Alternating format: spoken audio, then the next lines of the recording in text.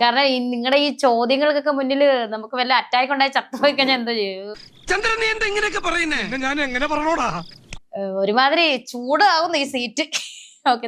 ഒരുമാതിരി ചൊറിഞ്ഞു വരുന്നുണ്ട് നിന്റെ വർത്താനം കേട്ടിട്ട്. എന്താ സംഭവം പറ കേക്കട്ടെ. ഓക്കെ ചേച്ചി, ഇങ്ങള് താങ്ങൂല, ജയിച്ചാലും കളി നിർത്താത്ത ടീംസ് ആണ്.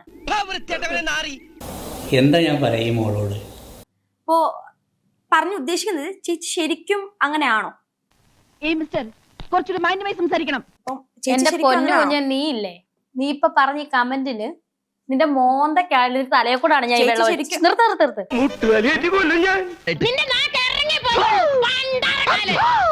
നീ എന്റെ കിച്ചുവിന്റെ ഏജ് ആയിപ്പോയി. എന്നാ വൃത്തികെട്ടതാടി നീ.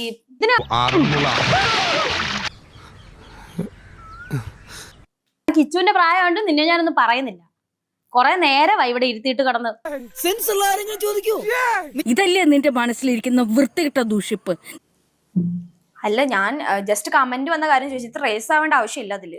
നീടെ പട്ടി നാറി, നിന്റെ അടുത്ത് ഞാൻ എന്തോ ഉണ്ടാക്കാൻ വന്ന്. ഇന്റർവ്യൂവിൽ ഇരിക്കുമ്പോൾ മാന്യത കാണിക്കേണ്ടതുണ്ട്.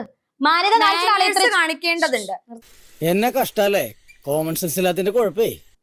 കമന്റ്സ് വന്ന കാര്യമാണ് ഞാൻ ചോദിക്കുന്നത്. എന്നിട്ടാണ് ഇത്ര വൃത്തികെട്ട കമന്റ്സ് വായിക്കുന്നത്.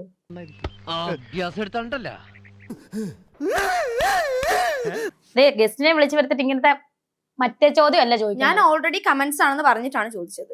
ഒരു മണ്ട ചോദ്യങ്ങൾ ചോദിക്കാതെ എന്റെ എല്ലാ മാനവും പോയി.